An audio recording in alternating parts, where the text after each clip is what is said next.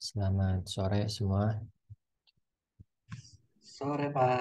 Sore Mas Soleh, Mas Soli. Kita mulai ya. Kurangnya Assalamualaikum warahmatullahi wabarakatuh. Waalaikumsalam warahmatullahi wabarakatuh. Kita masuk di minggu ke-10 ya Mas Soleh ya. Ya, betul, Pak. Sekarang Mas Soleh ada temennya nih, nggak sendirian nih. Ada Mas Ya, Ulin. mudah-mudahan sih bisa diajak ngobrol, Pak, temennya, Pak. Mas Ulin hadir Mas Ulin.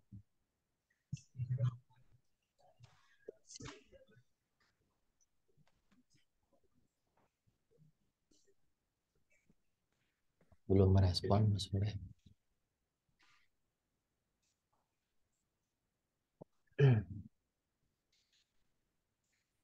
Ya, jadi agenda hari ini Mas Soleh, Ulin kita mau bahas mengenai salah satu algoritma di data mining, yaitu algoritma KNN. Nah, ini sih harusnya kalau banyak orang itu, kalau maksudnya banyak ya di kelas pagi atau di hari Senin yang semester 3 kan agak banyak ya. Kan kasihnya tugas kelompok biar presentasi. Nah, karena ini hanya ada Mas Soleh kemarin tuh jadi nggak salah nggak usah presentasi, kita bahas. Lah, saya kelompoknya sama siapa, Pak? Iya. Kita, kita bahas salah presentasi dari kelas pagi aja. Ini ini presentasi dari Firly ya. Cukup, udah cukup lengkap presentasinya. Nah, kita akan sama-sama bahas mengenai algoritma KNN.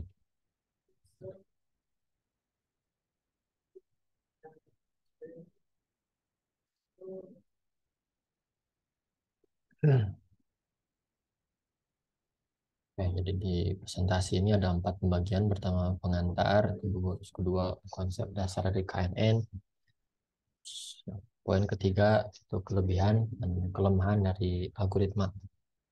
Ini ada board ini KNN, contoh penerapan algoritma KNN. Ada 4 bab. Kita masuk di pembahasan pertama mengenai algoritma KNN. Jadi secara teori, algoritma KNN adalah sebuah metode untuk melakukan klasifikasi terhadap objek berdasarkan data pembelajaran atau data testing, data training yang jaraknya paling dekat dengan objek tersebut. Data pembelajaran atau data training itu diproyeksikan ke ruang berdimensi banyak. Nah, di mana masing-masing dimensi mempresentasikan fitur dari data. Mungkin sudah familiar ya, fitur dari data. Kita juga nanti akan ambil studi kasus. Kita akan lihat fitur-fitur apa saja yang tersedia di tabel dan fitur apa yang menjadi targetnya. Ruang ini dibagi menjadi bagian-bagian berdasarkan klasifikasi data pembelajaran. KNN digunakan dalam banyak aplikasi data seperti sistem rekomendasi, ya, terus juga sistem rekomendasi kesehatan, keuangan, text mining, dan agrikultur. Banyak. Termasuk dalam supervised learning. Jadi supervised learning itu kita harus memberikan pembelajaran dulu ke si KNN ini. Jadi kita harus ngasih tahu kalau data ini, data A, B, C, nanti jawabannya D. Terus kalau datanya A, B, C, D, F misalnya, itu jawabannya B. Jadi kita harus ngasih tahu dulu tuh, kayak kayak ngasih tahu ke anak TK itu anak PAUD atau anak SD. Kita harus memberi terus training sampai dia akhirnya tahu ya, jadi pintar dan akhirnya dia bisa mengenali data-data yang belum kita kasih tahu jawabannya. Ya, ya gitu simpelnya itu. Hasil query instan yang baru diklasifikasi berdasarkan mayoritas kedekatan jarak dari kategori yang ada dalam KNN.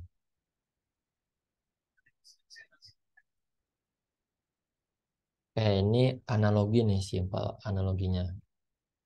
Jadi beritahu saya teman-teman kamu tuh siapa saja. Nanti saya akan klasifikasi kamu itu siapa.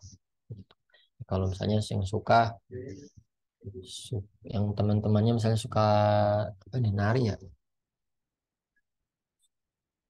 maka kemungkinan dia juga akan suka menari. Iya, itu Ya. apalagi menari-nari, Pak. Ya.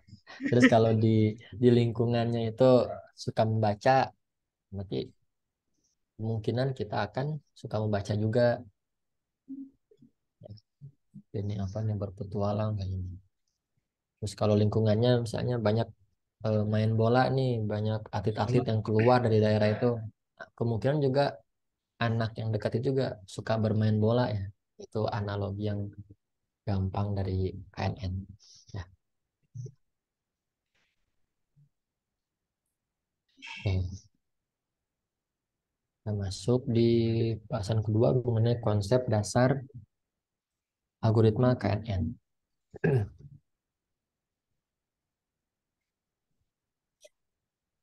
Ya, jadi algoritma KNN itu dapat diterapkan di beberapa area. Yang pertama, klasifikasi dan pengenalan. Ini poin pertama. Itu klasifikasi teks, pengenalan wajah, image processing ya, dan identifikasi objek dalam citra atau dalam gambar. Jadi, objek ini itu mencerminkan apa sih? Kalau misalnya gambar ternyata gedung, oh berarti si KN ini bisa prediksi, oh ini gambar gedung, oh. Atau juga objeknya contohnya hewan gitu ya. Kita foto dari setiap sudut. Misalnya kucing, kita ambil dari beberapa sudut. Terus kita kasih data testing. Foto ini apa sih? Dia bisa dari situ. Oh ini kucing. Oh ini bukan kucing. Terus kalau kita kasih lagi tuh pembelajarannya, ini gambar foto anjing gitu ya. Ini dari beberapa sudut, beberapa muka. Ini kalau ini tuh sebut anjing. Nanti saat kita testing, dia akan mengklasifikasikan tuh ini kucing, ini anjing, atau ini tidak teridentifikasi. Kayak gitu ya. Terus kalau misalnya di lebih rinci lagi kan, kucing sama anjing tuh banyak ya variasinya. Atau rasnya ya, tipenya kayak kalau bahasa. Itu juga bisa asal si kainin ini diajari dulu tuh. Jadi supervised learning. Lalu yang kedua, sistem rekomendasi untuk merekomendasikan item yang relevan oleh pengguna. Lalu ada klasifikasi bioinformatika untuk membantu mengklasifikasikan data biologis berdasarkan fitur-fitur yang relevan. Lalu pengolahan citra dan pengenalan pola, itu pengenalan tulisan tangan. Ya, misalnya kita nih males, ada juga sih kalau di Google ya. Kita tulis misalnya di dalam dalam tulisan kita A. Cuman kan kita A itu kan beda-beda ya. Setiap orang kalau nulis tangan huruf A. Nah, itu bisa mengklasifikasikan, oh ini itu tulisannya A, jadi akan masuk langsung muncul di sini di papannya A gitu. Terus pengenalan tulisan tangan itu. Lalu klasifikasi citra medis atau pengenalan emosi dari ekspresi wajah. Nah, ini pernah kita bahas juga nih. Nah, sekarang juga udah diimplementasikan ya. Kita bisa mengecek eh, ekspresi wajah seorang itu apakah normal, terus apakah sedang marah, terus apakah sedang berpikir, pas sedang happy ya, atau sedang bahagia. Itu bisa kelihatan dari ekspresi wajahnya. Tentu dengan data testing dulu ya, data training dulu ya. Kalau ini ekspresi marah itu kayak gini loh. Ya, ya. Meskipun yang nggak 100% juga pasti ada margin errornya ya. Jadi tergantung data training juga. Pasti ada tingkat errornya. Jarang yang 100% gitu. Jarang. Lalu yang terakhir itu ada deteksi anomali, deteksi kecurangan pada transaksi keuangan, deteksi serangan jaringan. Ini bisa dicek kalau ya benar ya dari anomali. Misalnya trafficnya misalnya per jam itu biasanya cuman habisin 1 giga nih. Cuman ini dalam 1 jam ini ngabisin 10 giga, no. Itu bisa mendeteksi tuh kalau jaring kita lagi diserang, ya. Tuh deteksi anomali. Nah, di sini ada langkah-langkah algoritma KNN. Ya, bagaimana itu dulu? Tentukan jumlah tetangga terdekat atau K. Ya, mau berapa sih tetangga terdekat yang mau dihitung? Hitung jarak antara sampel yang akan diklasifikasikan dengan sampel yang ada. Pilih K tetangga terdekat berdasarkan jarak yang dihitung. Tentukan kelas mayoritas dari tetangga terdekat. Kelima, klasifikasikan sampel berdasarkan kelas mayoritas.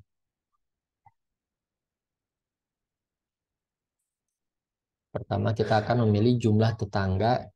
Jadi kita akan memilih K sama dengan 5. Jadi kita cek 5 tetangga terdekat. Atau juga contoh yang paling gampangnya kita ilustrasikan kalau ini adalah batas wilayah, ya. Ini batas wilayah. Jadi si yang oranye ini adalah batas, dia ada di rumahnya itu ada di batas wilayah satu daerah. Misalnya ini Kota Bandung, ini Kabupaten Bandung, ya. Terus pemerintah itu kan harus menentukan rumah ini bayar pajaknya, PBB-nya, itu bayar ke daerah mana, misalnya seperti itu. Nah, maka pemerintah bisa menggunakan algoritma KNN untuk menentukan dia itu masuk ke wilayah mana dan melihat tetangga terdekatnya. Misalnya pas dicek, ya, ternyata ada itu kalau K-nya sama dengan 1, berarti tetangganya sama dengan 1 terdekat. Saat diukur di lapangan, ternyata dekat ke kota Bandung yang pertamanya dibandingkan dengan jarak yang ke Kabupaten Bandung. Maka pemerintah daerah bisa menentukan kalau ini masuk ke dalam kota Bandung, ya. Itu simulasinya. Selanjutnya kita akan menghitung jarak ekluden antara titik data. Nah, jarak ekluden ini adalah jarak antara dua titik yang telah kita pelajari dalam geometrik. Yang menghitung jarak ekluden, kita mendapat tetangga terdekat sebagai 3 tetangga terdekat dalam kategori A dan 2 tetangga misalkan kategori B. Ini kategori A dan kategori B. Nah, ini salah satu rumus ya untuk menghitung ukuran jarak berdasarkan ekluden distance, di mana D adalah jarak skala dari dua buah vektor data A dan B yang merupakan tetrik berukuran D dimensi. Oke, ini ada beberapa macam perhitungan jarak. Ada 4 jarak ekluden. Yang paling umum digunakan dalam KNN. Terus ada jarak Manhattan, itu perhitungan jarak Manhattan. Manhattan juga dikenal sebagai jarak city block atau jarak L1. Yang satu, mengukur jarak antara dua titik dengan menjumlahkan perbedaan absolut dari setiap koordinat. Ini rumus-rumusnya. Ada beberapa rumus yang kita gunakan. Yang ketiga ada jarak Minkowski. Terus yang keempat ada jarak Chebyshev. Ada 4.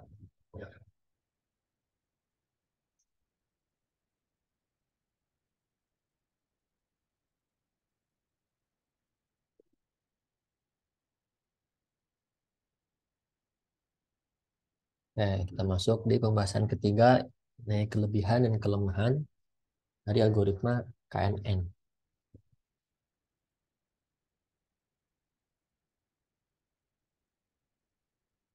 Di sini ada kelebihannya. Pertama, sederhana dan mudah diimplementasikan.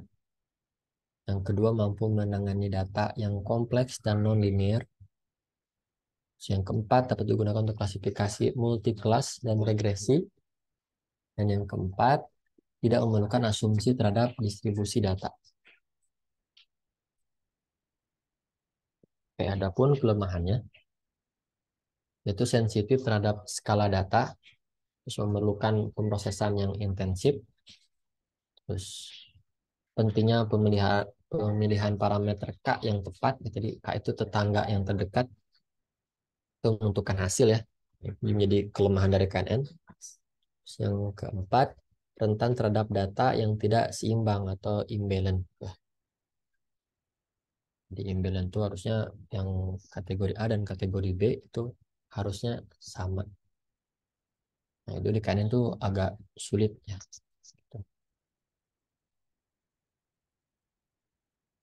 Ya, termasuk contoh penerapan dari algoritma KNN.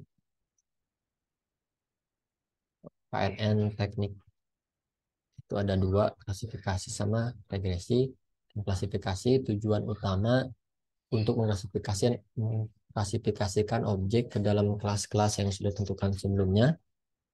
Terus proses klasifikasi dengan KNN melibatkan mencari K atau tetangga terdekat dari objek yang akan diklasifikasikan berdasarkan atribut-atributnya. Kemudian dengan melakukan voting mayoritas dari tetangga terdekat tersebut, objek tersebut akan diklasifikasikan ke dalam kelas yang paling dominan. Yang kedua ada regresi. Dalam regresi tujuan utama untuk memprediksi nilai kontinu berdasarkan atribut-atribut objek. Nah, dalam kasus regresi, kita menggunakan KNN untuk memprediksi suatu nilai numerik atau kontinu. Nah, dalam proses regresi dengan KNN mirip dengan klasifikasi. Tetapi dalam hal ini bukan voting mayoritas yang dilakukan, melainkan perhitungan rata-rata atau median dari nilai target, misalnya harga rumah dari K tetangga terdekat. Prediksi nilai kontinu kemudian diberikan berdasarkan rata-rata atau median tersebut. Jadi klasifikasi KNN juga bisa menentukan berapa sih harga rumah. Ya, harga rumah ini 10 tahun ke depan. Misalkan tingkat kenaikan dari setiap tahunnya. Dari tetangga terdekatnya berapa sih kenaikan rumahnya, apakah setiap tahun itu naik 1 juta, apakah 2 juta, dan sebagainya. Klasifikasi dan prediksi. Oke, di sini ada contoh bagaimana cara kerja algoritma KNN. Jadi pertimbangan dataset yang memiliki dua variabel yaitu tinggi dan berat. Dan setiap titik diklasifikasikan sebagai normal dan kurus. Ya, ada kurus, ada normal. Jadi kita punya dua kelas nih, dua target. Ini target, ini fitur. Fiturnya pertama tinggi badan, fitur kedua berat badan. Ini artinya kita mentraining KNN. Kalau tanya ini, jawabannya ini. Kalau beratnya 21, tingginya 167, dia masuk dalam kelas yang kurus. Nah, kalau dia beratnya 62, terus tingginya 182, dia normal, kayak gitu bacanya. Jadi si KNN itu mempelajari data yang kita kasih. Nah, lalu muncullah data testing. Ini orang baru nih. Dia memasukkan tinggi badan 57 kg dan tinggi 170 cm. Apakah dia masuk ke dalam kurus ataukah normal? KNN akan mengklasifikasikan datanya. Nah, dengan asumsi kita tidak tahu kalkulasi dari BMI itu untuk kalkulator, apakah dia itu normal ataukah kurus ataukah gemuk kayak gitu. Kita menggunakan KNN. Untuk menemukan tetangga terdekat, kita akan menghitung jarak ekluden. Tuh.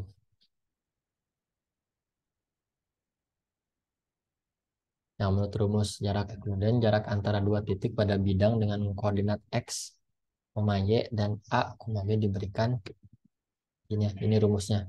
Distance plus D, ini akar, yang kurung X dikurang A di pangkat 2 dikali Y dikurang B pangkat 2. Jadi ini misalnya jaraknya. Oke, setelah dihitung menggunakan jarak tadi ya, rumus jarak tadi, itu didapatkan D1 ini yang terdekat itu 6,7, terus D2 13 dan D3 13,4.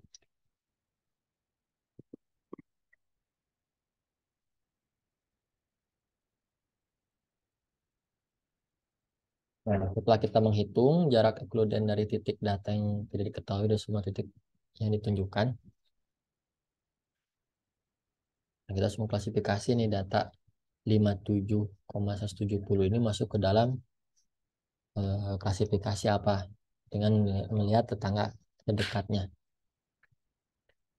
Nah, setelah dicek ternyata jarak terdekatnya nih kalau kita lihat di sini ya ada 6,7, 13, 3,4, 7,6, 8,2, 4,1, 1,4, 3, 2. Nah, kalau kita cek si K-nya itu sama dengan 3, berarti tetangga terdekat itu berarti ada di data 3 yang terbawah ya.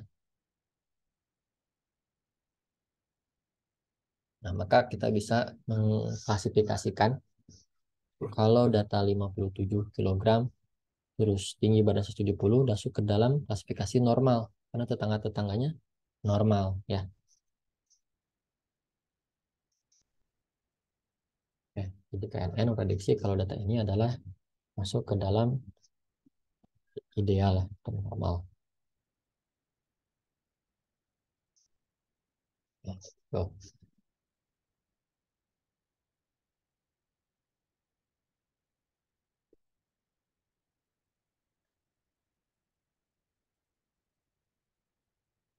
Ya, di sini ada beberapa platform yang bisa kita implementasikan untuk KNN.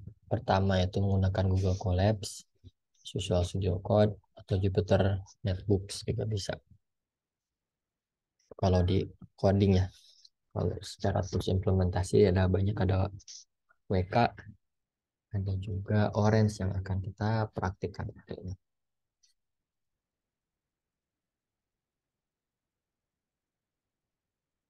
Ya, ada lagi ini memprediksi apakah seseorang akan didiagnosa menderita diabetes ataukah tidak. Jadi studi kasusnya memprediksi diabetes.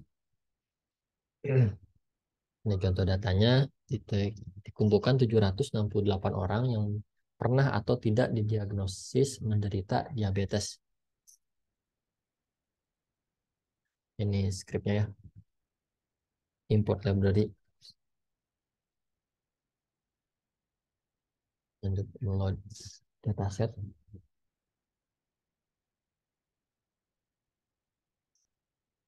Nilai kolom glukosa tekan darah tidak dapat diterima sebagai nol karena akan mempengaruhi hasilnya. Jadi yang hasilnya nol itu yang isian datanya nol diganti menjadi rata-rata tidak mengganggu dan di filter. Terus sebelum langkah kita pisahkan ya. Ini dibagi antara data data latih, data training dengan data testing.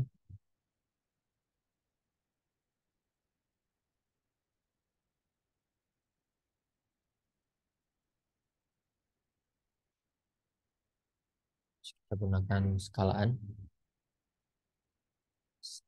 Terus kita tentukan parameter untuk menentukan metrik yang digunakan Euclidean dalam kasus ini ya, metriknya Euclidean.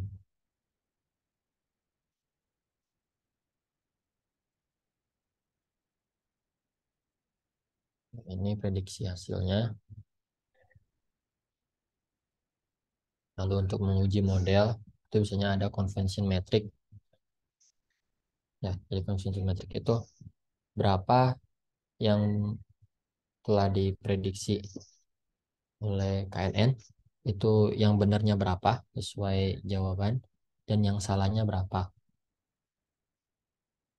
Itu ada, itu akan menghasilkan akurasi ya, skor akurasinya 0,81 persen. Ya. Nah, akurasi inilah yang banyak dicari oleh peneliti yang ada di jurnal-jurnal tuh. Karena bisa jadi dengan dataset yang sama, tapi algoritmanya beda-beda, itu akurasinya berbeda-beda juga. Ini dengan KNN menghasilkan 80% tingkat akurasinya. Tapi dengan menggantinya dengan Naive Bayes itu meningkat jadi 91 atau juga bahkan menurun ya. Jadi 65% itu juga bisa. Disitulah ruang lingkup peneliti dengan dataset yang sama tapi algoritma yang beda-beda itu mempengaruhi hasil. Tentu diinginkan adalah error yang paling kecil ya, agar prediksinya lebih akurat.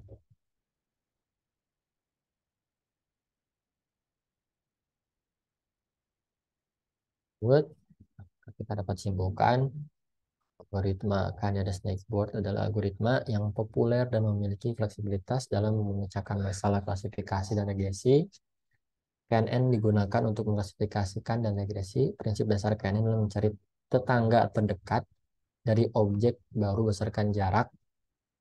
Meskipun memiliki kelebihan dan kelemahan tertentu, KNN tetap menjadi pilihan yang baik, terutama ketika karakteristik data tidak jelas atau kompleks. Dan penerapannya dapat ditemukan dalam berbagai bidang, di mana pengelompokan atau prediksi nilai menjadi penting. Jadi ada beberapa sifat klasifikasian dengan KNN. Yang pertama, representasi teks biasanya sangat tinggi dimensinya. Terus algoritma bias tinggi yang mencegah overfitting, umumnya bekerja paling baik dalam ruang berdimensi tinggi. Untuk sebagian besar tugas mengkategorikan teks, ada banyak fitur yang relevan dan banyak hal yang tidak relevan. Ya itulah sekilas mengenai KNN, terus contoh penerapannya dan implementasi di yang bisa kita gunakan untuk tools-toolsnya yang tadi ya. Contoh studi kasus tadi untuk mengecek apakah orang itu masuk ke dalam diabetes atau tidak. Atau juga contoh tadi kita sudah bahas apakah tinggi dengan tinggi sekian, berat badan sekian, apakah masuk ke dalam normal ataukah kurus. Ya, ada pertanyaan sampai sini Mas Soleh, Mas Edwin? Enggak ada, Nah belum ya, ada Pak. Iya.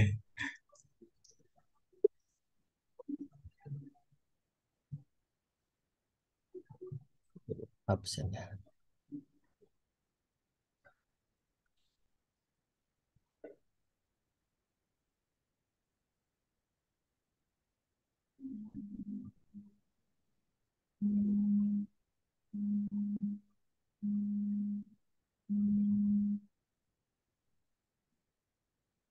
Kita break dulu ya Mas Soleh. Iya Pak Ajan. Lanjut jam 18.15 ya. Siap.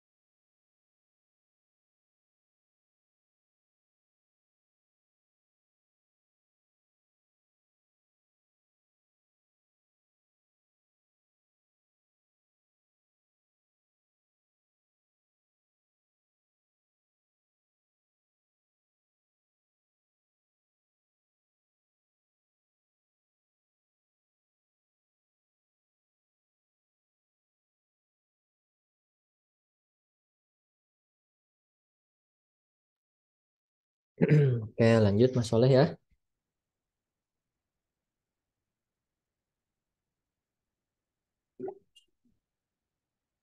Soleh, lanjut Mas Soleh.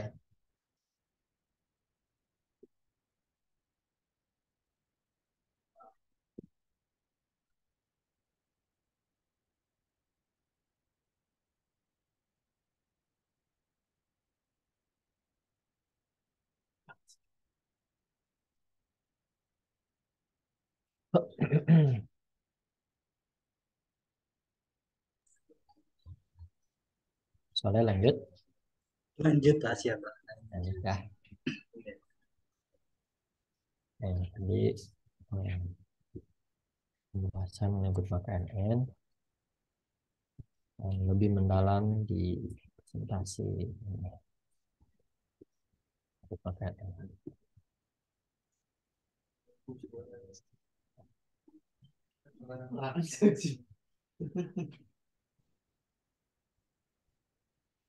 Menyangkut KNN. Jadi KNN atau K-nya itu jumlah berarti nearest neighbor adalah pendekatan untuk mencari kasus dengan menghitung kedekatan antara kasus baru dengan kasus lama, yaitu berdasarkan pada pencocokan bobot dari sejumlah fitur yang ada. Yang misalkan diinginkan untuk mencari solusi terhadap seorang pasien baru dengan menggunakan solusi dari pasien terdahulu.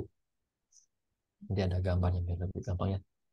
Nah, untuk mencari kasus pasien mana yang akan digunakan, maka dihitung berdasarkan kedekatan kasus pasien baru dengan semua kasus pasien lama. Kasus pasien lama dengan kedekatan terbesarlah yang akan diambil solusinya untuk digunakan pada kasus pasien baru. Nah, kayak gini contohnya. Di sini ada data history atau data latih, data trainingnya. Ini ada pasien A dan pasien B. Ini pasien lama ya. Nah, ketika ada pasien baru, misalnya titiknya di sini ya, maka solusi yang akan diambil adalah solusi dari pasien terdekat dari pasien baru. Sebelumnya belum ada garis ya. Nah, seandainya D1 adalah kedekatan antara pasien baru dengan dan pasien A, ya ini jaraknya misalnya kita inisialisasi dengan D1, sedangkan D2 adalah kedekatan antara pasien baru dengan pasien B, ya, sini terlihat ya. Ini udah kelihatan jarak terdekatnya D2 ya. Karena D2 lebih dekat daripada D1, nah maka solusi dari pasien B lah yang akan digunakan ya.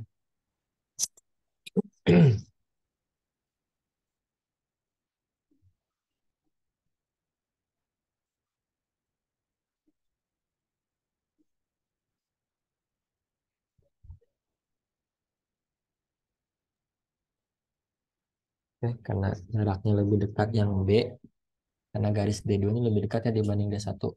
Maka solusi dari pasien B yang akan digunakan untuk memberikan solusi pada pasien baru.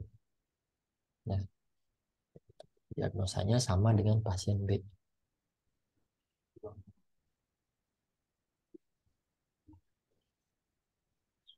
Di sini ada contoh atau pemaparan dari IPB mengenai algoritma KNN. Kita simak bersama-sama ya.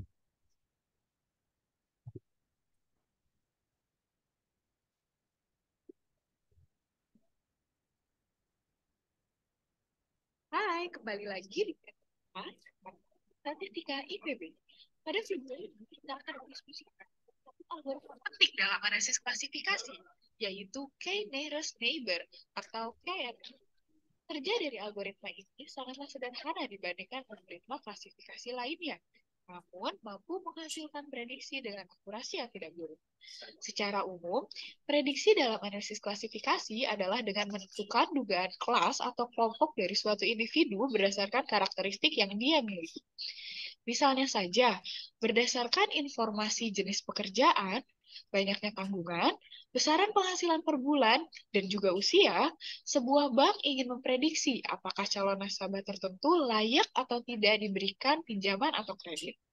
Atau berdasarkan informasi selama studi di program sarjana seperti peringkat akreditasi universitas asal, skor TOEFL, IPKS 1, dan juga usia, sebuah kampus ingin memprediksi apakah calon mahasiswa ini bisa menyelesaikan studi S2-nya dengan baik atau tidak. Kita dapat melakukan KNN untuk melakukan seluruh prediksi ini. Banyak lagi ilustrasi analisis klasifikasi, baik di bidang medis, fisika, atau yang lainnya. Sekarang, mari kita fokus pada algoritma KNN, Key Nearest Neighbor. KNN memprediksi sebuah individu tergolong ke kelas yang sama dengan kelas dari mayoritas tetangga terdekatnya. Sehingga algoritma dasarnya adalah untuk suatu individu yang akan diprediksi, carilah K buah tetangga terdekatnya, dan kemudian lihat kelas apa yang mayoritas dari tetangga tersebut. Perhatikan ilustrasi sederhana ini. Andaikan terdapat data dari 12 penderita hipertensi dan 12 orang normal. Dari masing-masing orang, kita memiliki dua peubah atau variabel yang diamati, yaitu tingkat kolesterol dan tingkat asam urat. Untuk diketahui sebelumnya bahwa tingkat kolesterol normal berada di bawah nilai 200 mg per desiliter dan tingkat asam urat normal berkisar antara 2 hingga 7,5 mg per desiliter. Berikut adalah plot tebaran atau scatter plot dari ada 24 titik, di mana 12 titik berwarna biru adalah titik dari orang normal, dan 12 titik lainnya yang berwarna merah adalah 12 titik penderita hipertensi. Nah, sekarang bagaimanakah algoritma KNN ini bekerja? Misalnya saja kita lihat Pak Bejo. Pak Bejo adalah seseorang yang memiliki tingkat kolesterol 210 mg per desiliter dan asam urat sebesar 7,3 mg per desiliter. Atau kita ilustrasikan dengan kotak berwarna kuning. Berdasarkan karakteristik tersebut, ingin dikelompokkan apakah Pak Bejo termasuk normal atau penderita hipertensi. Ini adalah plot data yang telah kita diskusikan sebelumnya. Mari kita gunakan K sama dengan 3 pada algoritma KNN, yang berarti bahwa kita akan identifikasi 3 tetangga terdekat dari titik Pak Bejo. 1, 2, dan 3. Inilah ketiga tetangga tersebut. Ternyata, 2 dari 3 tetangga adalah penderita hipertensi. Dengan demikian, kita prediksi bahwa Pak Bejo merupakan penderita hipertensi, karena ini adalah kelompok yang mayoritas pada 3 tetangga terdekatnya. Nah, ilustrasi tersebut mudah bukan? Sekarang, mari kita lihat seandainya jika kita menggunakan K sebesar 5, itu berarti prediksi didasarkan pada 5 tetangga terdekatnya.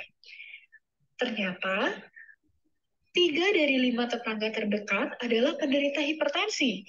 Jadi, sekali lagi Pak Bejo kita prediksi juga merupakan penderita hipertensi. Baik, kami telah memaparkan bagaimana algoritma KNN ini bekerja untuk memprediksi kelas dari satu individu berdasarkan karakteristiknya.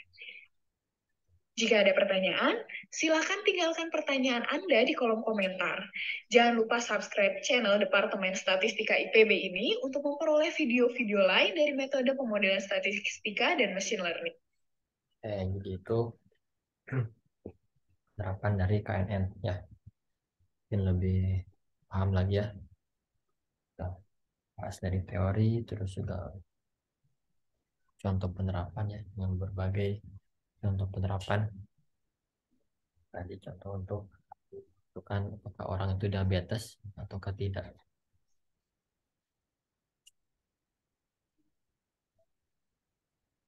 Cukup ya untuk teorinya, kita masuk di rumus nih. Tadi kan teorinya nih, ini rumusnya.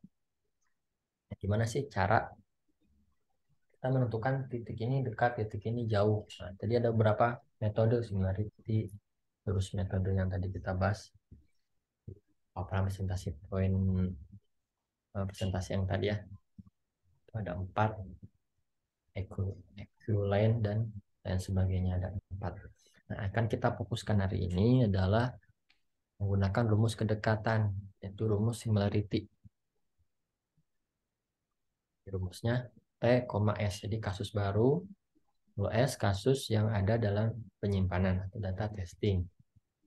Dan jumlah atribut dalam masing-masing kasus, atribut, terus I ada atribut individu antara 1 sampai dengan N, dan selesai fieldnya. Kalau ada F itu fungsi similarity, atribut I antara kasus T dan kasus S. Dan terakhir ada W, ini W itu bobot yang diberikan pada atribut ke I. Ini dibagi dengan bobot. Nah, kedekatan biasanya antara 0 sampai dengan 1. Jadi kita akan menghitung, misalnya menggunakan matematika. Nah, kalau hasilnya itu lebih dari 1, kemungkinan itu error ya. Ada kesalahan menghitung.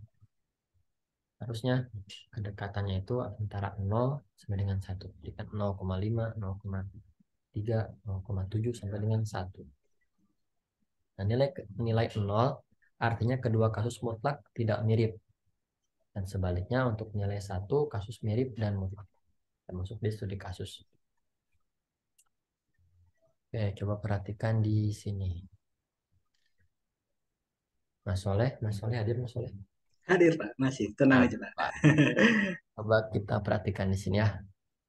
Nah, di sini ada studi kasus. Kita mau mengecek apakah nasabah itu berdasarkan riwayatnya, apakah bermasalah ataukah tidak dalam pembayaran atau peminjaman uang, ceritanya di perbankan. Ini ada jenis kelamin, terus pendidikan, agama, lalu ini targetnya apakah dia bermasalah ataukah tidak. Nah, untuk data pertama, ini jenis kelamin laki-laki, pendidikan S1, agamanya Islam. Dia setelah dicek ternyata riwayatnya bermasalah nih. Akad tunggakan atau tidak membayar. Data yang kedua, contohnya jenis kelamin perempuan, pendidikan SMA, agamanya Kristen, dan dia tidak bermasalah dalam pembayaran. Data yang ketiga, ini laki-laki, lalu pendidikannya SMA, agamanya Islam, lalu dia tidak bermasalah ya. Tuh, kita punya 3 data sampel, 3 data training.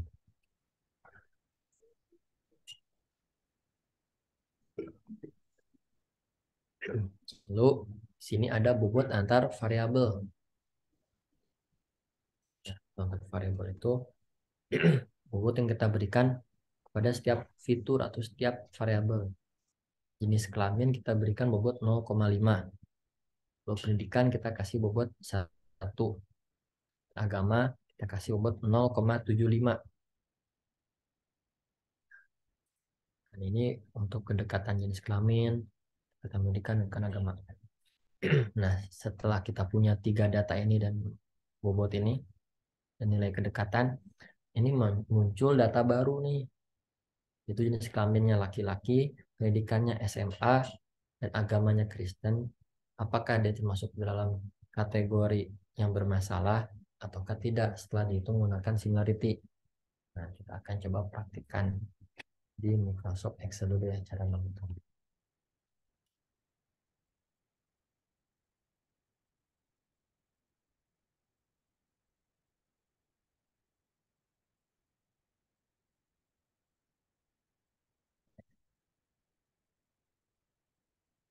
Sama ya, data sampelnya yang tadi, lalu ini data testingnya. Oke, kelihatan Mas Soleh ya?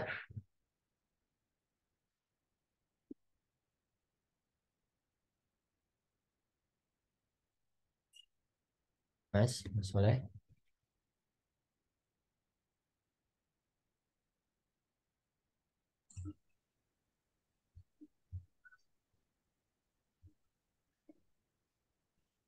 Oke, jadi caranya itu yang pertama kita masukkan di sini kedekatan kasus baru dengan kasus lama atau kasus sebelumnya. Kita masukkan S, terus data baru B, koma 1. Artinya data baru dibandingkan dengan record yang pertama. Ini. Kasih coba warna. Coba. Ya, Soleh. Siapa? Nah, coba. Ini jenis kelamin. Ini contoh dulu ya. Jenis kelamin laki-laki kita bandingkan dengan record pertama. Nih, kelamin laki-laki. Terus kita cari nilainya di rumus kedekatan ini. Laki-laki dengan laki-laki itu mendapatkan nilai 1.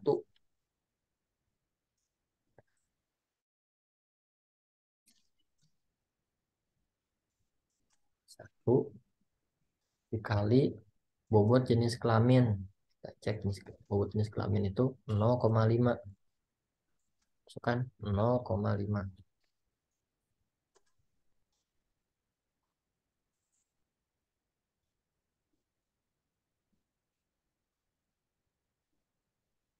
Mas Agi. Oke.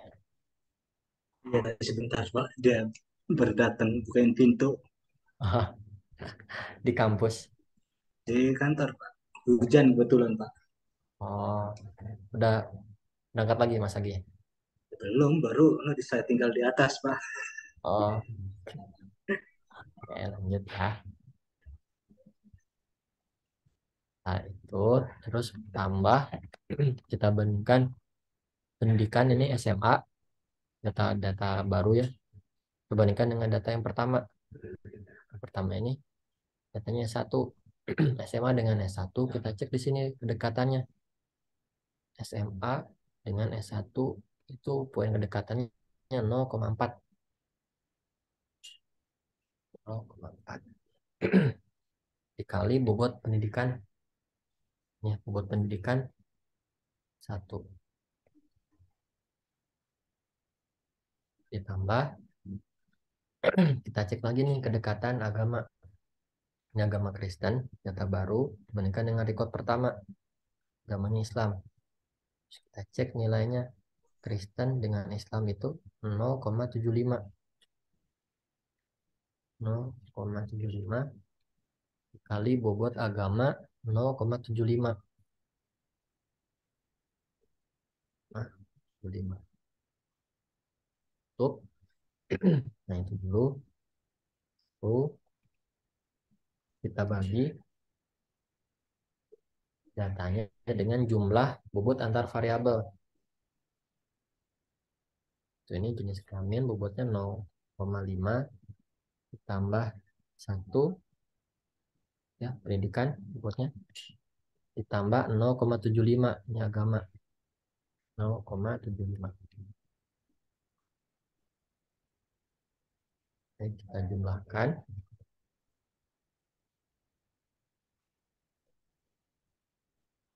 Berarti kita harus copy ini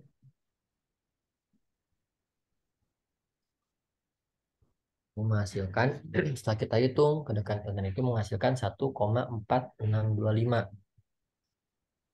Kita bagi dengan jumlah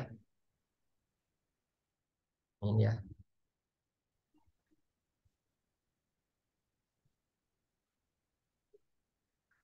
Kita bagi ini dibagi dengan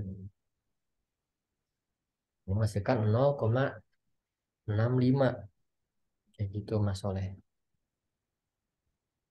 Ya, Pak. Siap. Ulang lagi ya sekali lagi nih. Siapa, siap. Yang B2 ya sama-sama nih. Nanti Mas Soleh coba hitung yang B3 ya. Oke. Siapa? Oke. Kita sama-sama lagi ya. Ini data baru kita bandingkan dengan data nomor 2. Saya hilangkan dulu tandanya. Nah, data baru kita bandingkan dengan data nomor 2. Ya, jadi ini kita bandingkan. Jauh. Data baru bandingkan dengan data nomor 2. Oke, tipe dong. Terus kita bandingkan jenis kelamin data baru laki-laki dan jenis kelamin data 2 ini perempuan. Terus kita cek kedekatannya antara laki-laki dengan perempuan. Kita cek ke bawah ke tabel kedekatan jenis kelamin laki dan perempuan itu menghasilkan nilai 0,5 ya, punya 0,5 nilainya. Lalu dikali bobot dari jenis kelamin itu 0,5 juga yang ini nih. 0,5. Ditambah jenis kelamin kita cek pendidikan. Pendidikan untuk data baru ini SMA. Untuk data 2 ini SMA. Terus kita cek kedekatannya SMA dengan SMA itu punya nilai 1. 1. Oke. Bobot pendidikan berapa maksudnya? Bobot pendidikannya mana nih? Kedekatan Bobot pendidikan. Bobot antar variabel. 1, Pak. Ya. Kita bandingkan lagi agama Kristen dengan agama Kristen lagi. Berarti kedekatannya berapa nilainya? 0,75, Pak. Ini Kristen dengan Kristen terus cek kedekatannya yang ini ya. Kristen dengan 1. Iya. ya. Tuh dikali bobot agama berapa? Bobot agamanya Kristen dengan Kristen itu Enggak, 1 juga. bobot Oh, agama. Kalau tadi kan Kristen dengan Kristen kita cek di sini. ya. Hmm. Kalau bobot agama itu ini Oh, ini 0,75, Pak. 0,75 ya. Lalu kita bagi jumlah dari bobot antar variabel. Ini jenis kelamin 0,5 tambah 1 1,75. tambah 0,5 itu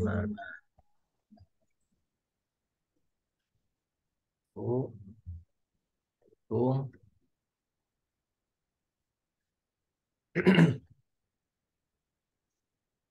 2 bagi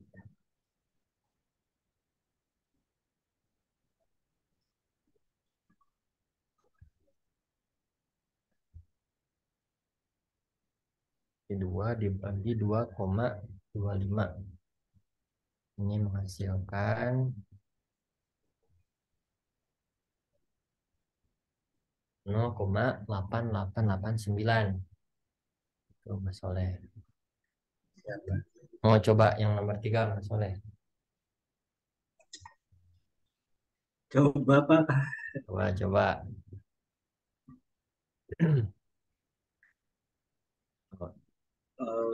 Kedekatannya Ini laki-laki dengan laki-laki dulu. Berapa berarti kedekatannya? laki-laki dengan laki-laki, Pak. 1, Pak. Tuh, betul.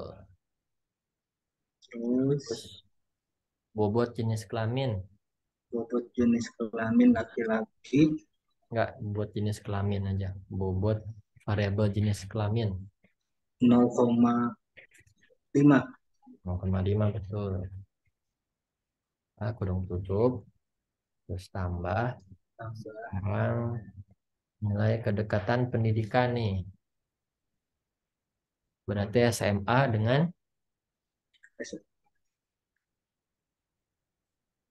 SMA dengan SMA, Pak. ya betul. Berapa berarti poinnya? 1, Pak. Betul. Dikali bobot bobot pendidikan. 1, Pak. Bobot pendidikannya. Tuh. Tambah sekarang agama nih. Agamanya 0,75 Pak. Agama bandingin dulu. Islam. Agama data yang baru Kristen, Ah, data yang lama Islam. Berarti Kristen dan Islam. 0,75 ya. 0,75 Pak. Dikali bobot agama. Buat agamanya 0,75 juga Pak. Betul. Betul, betul. Kurang tutup dibagi bobot antar variabel jenis kelamin 0,5 ya kali 1 pendidikan dikali 0,75 bobot agama.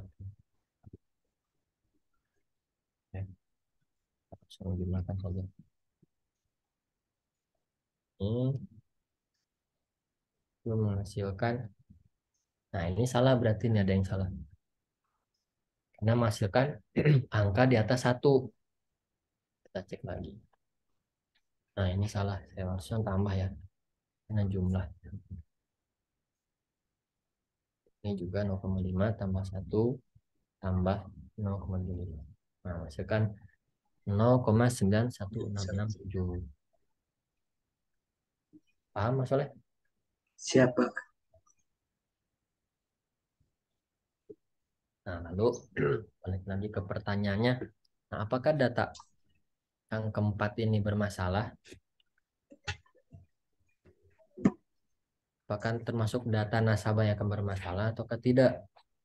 Kita cek setelah dihitung data kedekatan dengan data satu ini, data yang nomor 1 ya, itu menghasilkan angka 0,65. Lalu data 1 dibandingkan data 2 itu menghasilkan jarak 0,889. Sedangkan data baru dibandingkan dengan data nomor 3 itu menghasilkan kedekatan 0,91667. Nah, kalau kita balik lagi ke presentasi ini. Nah, dengan menggunakan rumus similarity itu nilai 0 artinya kedua kelas mutlak tidak mirip atau jaraknya jauh 0 itu. Kalau sebaliknya untuk nilai 1 yang dekat dengan 1 itu kasus mirip dan mutlak. Jadi yang dicari itu nilai yang terbesar. Nah, maka dari data ini, data yang terbesar itu punyanya yang 3 ya. Tiga yang ketiga, iya Pak. Nah, maka solusi yang diambil atau rekomendasi yang keluar dari algoritma KNN akan sama dengan nomor 3.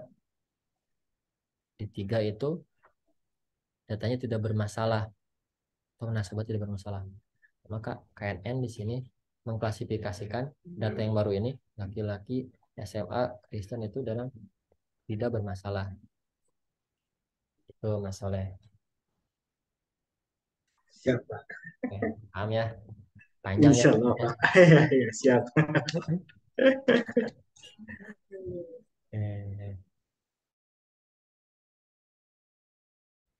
Eh, untuk praktik itu kalau secara kurikulum kita menggunakan WK. Dan kalau WK itu lebih ribet ya tampilannya, kurang user friendly. Tapi kalau Mas Soleh mau coba-coba silakan, ini ada linknya, bisa diinstal. Siap. Penerapan di WK. Nah, cuman yang kita gunakan adalah aplikasi Orange ya, sama dengan di semester kemarin kita masih menggunakan aplikasi Orange untuk penerapan data mining. Aplikasi Orange. Untuk praktek minggu depan aja, nggak keburu. Siap Pak. Minggu depan kita offline atau gimana Pak? Boleh offline ya. Biar Ya, lebih paham Pak. saya cek ini lagi ya, kalau ada kesempatan saya offline ya. Nah, ini tugas untuk Mas Soleh dan teman-teman agar lebih paham. Nah, coba dengan data yang sama kayak tadi tuh, Ya, kelamin, pendidikan, agama, buku juga sama. Nah, yang beda ada data baru nih. Data barunya jenis kelaminnya perempuan, pendidikannya S1, terus agamanya Islam. Nah, apakah nasabah ini masuk ke dalam nasabah yang bermasalah ataukah tidak menurut rekomendasi dari algoritma KNN?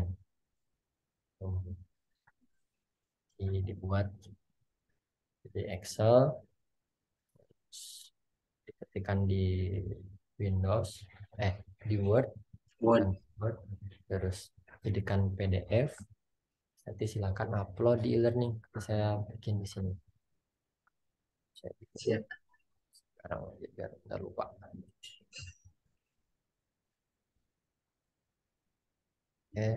Sayang.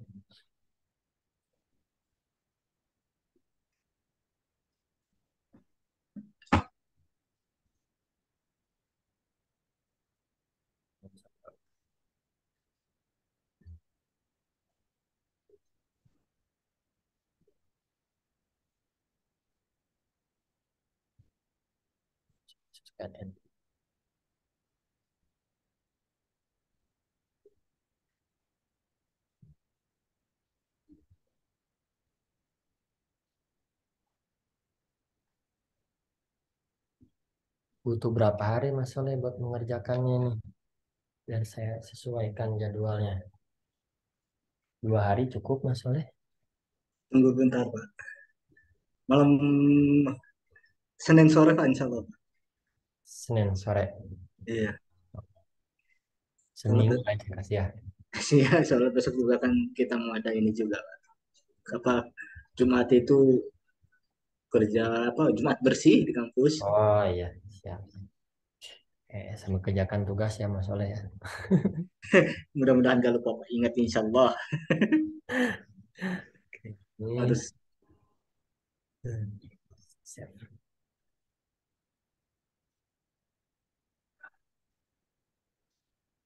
Nah, kalau udah dibikin di dalam Word, jadikan PDF terus upload di sini ya.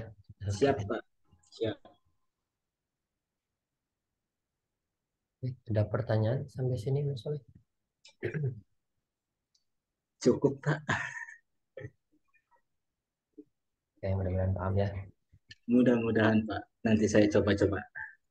Eh, Ya, kerjain maksudnya, Pak. Jangan dicoba-coba. ya, sambil dikerjain ya. Iya, siap, siap, siap. Oke, terima kasih Mas Soleh atas perhatiannya. Semoga apa yang kita bahas hari ini menurut KNN bisa untuk kita semua. Saya cukupkan pertemuan ini. Assalamualaikum warahmatullahi wabarakatuh. Waalaikumsalam warahmatullahi wabarakatuh. Terima kasih banyak, Pak.